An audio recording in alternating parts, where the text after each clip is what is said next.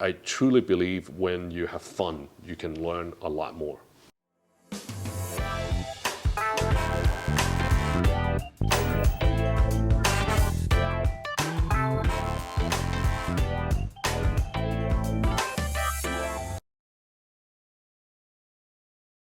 Hi everyone, welcome to this episode of What You Wearing.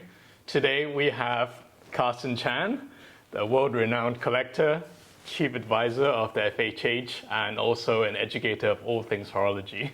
Welcome, Carson. Thank you. I'm not sure if I'm well-renowned, but I'll take it. Thank you. Yes.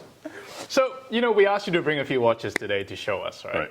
But before we get into that, can I ask you a little bit about what you actually personally find interesting about watches? I know this is very personal. Some people like movement finishing, some people like the aesthetics. But for you personally, what do you think is the most interesting aspects in terms of watches?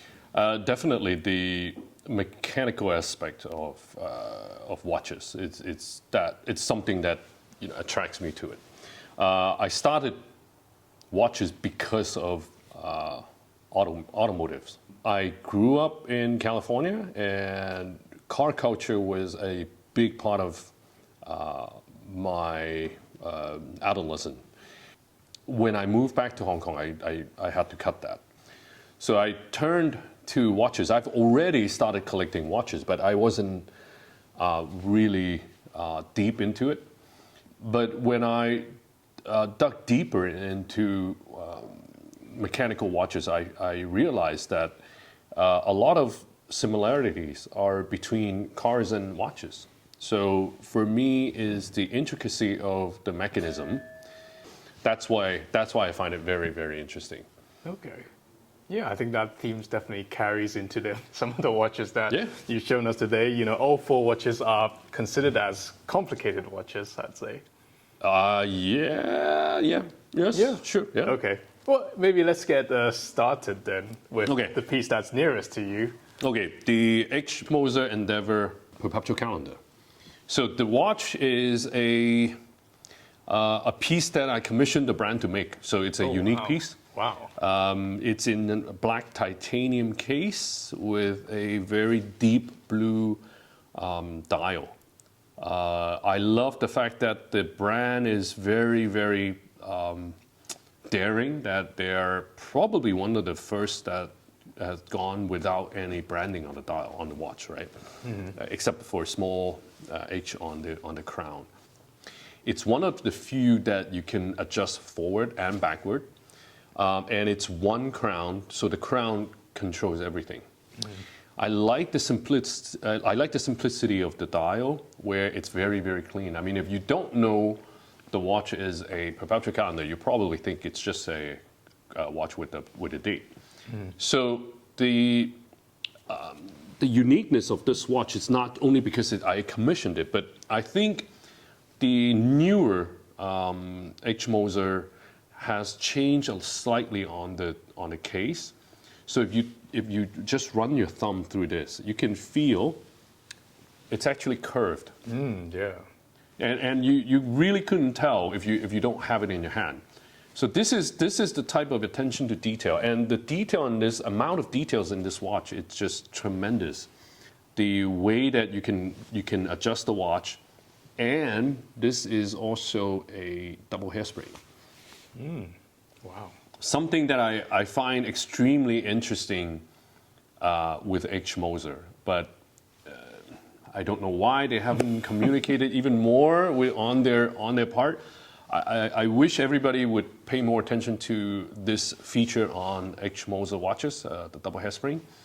And it's one of the very few that has a modular escapement system, meaning if you take just one screw, you can take out the balance wheel, the hairspring, the escape wheel, and the pallet lever. So it's a very smart design. It's a very, very simple system to use. So definitely one of my favorite. Oh, and the way that I also asked not to print the power reserve. Okay. So at a glance you would think that's 9 o'clock, but it's actually a power reserve indicator. Oh, okay. Yeah. Yeah, I definitely think that the Moser has one of the cleanest and simplest perpetual calendar layouts in the world. Yeah. It's My really favorite. cool. I think if you have to have one H Moser watch, it should be a perpetual calendar. Yeah, absolutely agree. Really cool. All right, should we move on to the next piece then? Sure. Yes. Yeah. So this is the Zenith vintage chronograph, the 143, but modified by Second. Romarek is a great friend, and when he started his project, he offered this to me, and I fell in love with it. So this one, it has a Millennium Falcon chronograph hand. So it's a Star Wars theme watch. I find it very funny because it's a military watch, and he put a Star Wars hands on it.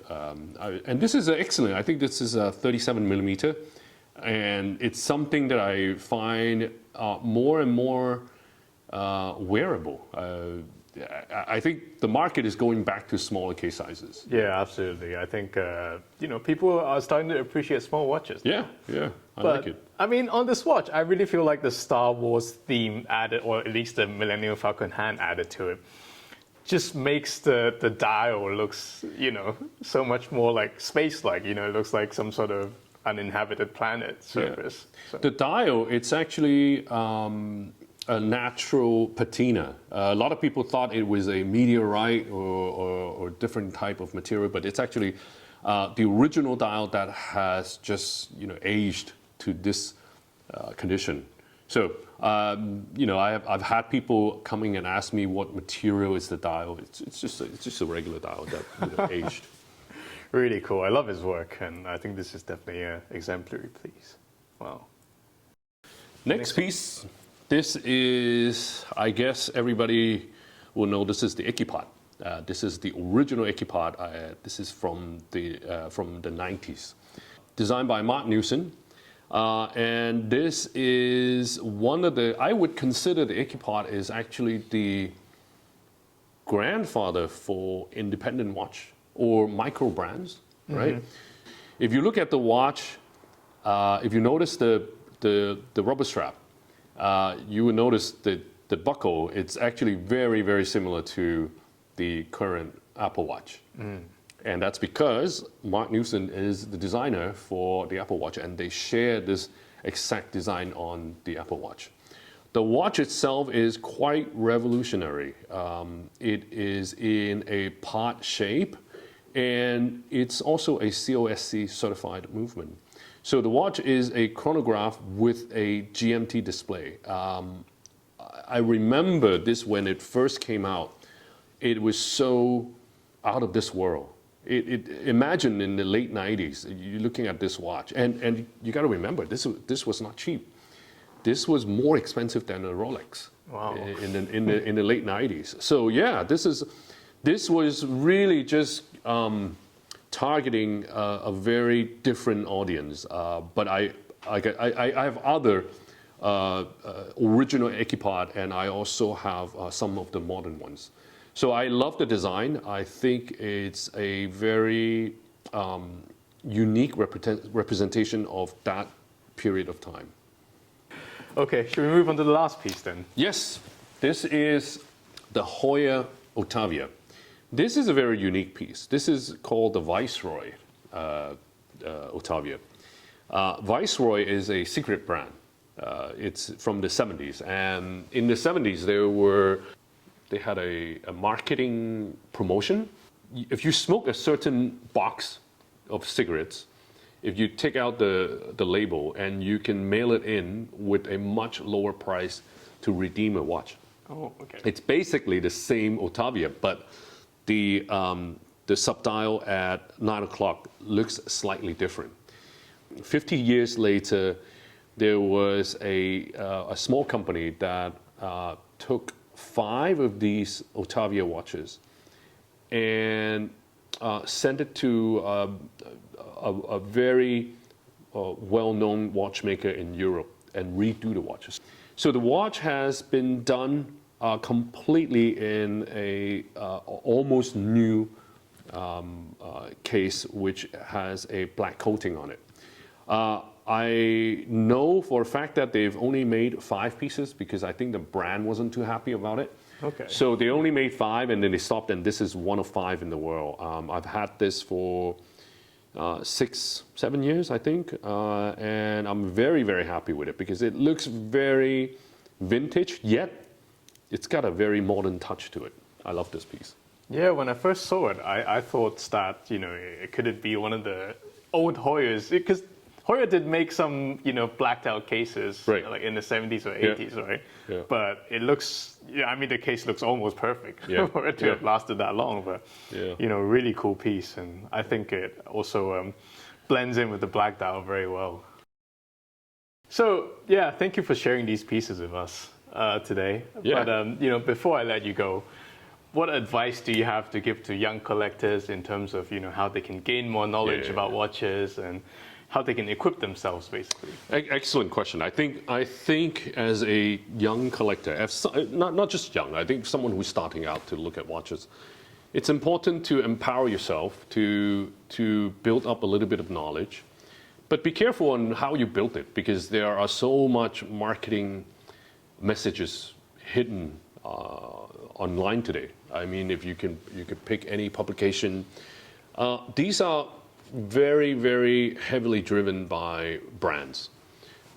So the FHH, which I consult for, is one of the few independent, non-commercial, unbiased organizations. So read from the FHH, just like collecting in anything. If you collect wine, if you collect painting, your foundation of knowledge is going to determine how much fun you're going to have.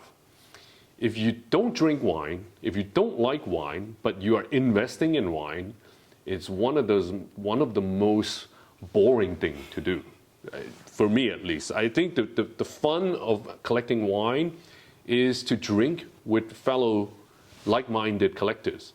Watches are the same, and I think you would agree because watch collecting, the fun part of it, and a big part of it, not just to own it, but also to share it with friends and people who like watches. And when you have more story or more mechanical knowledge to share, it makes the hobby a lot more fun. Knowledge is the fundamental tool to starting watch collecting as a hobby. Yeah, absolutely. And I also recommend, playing the Watch Professor quiz every day to learn more about watches. You should join because I truly believe when you have fun, you can learn a lot more. Yeah, absolutely. Yeah. Okay, well, Carson, thank you very much for sharing all these pieces with us today. Excellent. Yeah. Thank you for coming.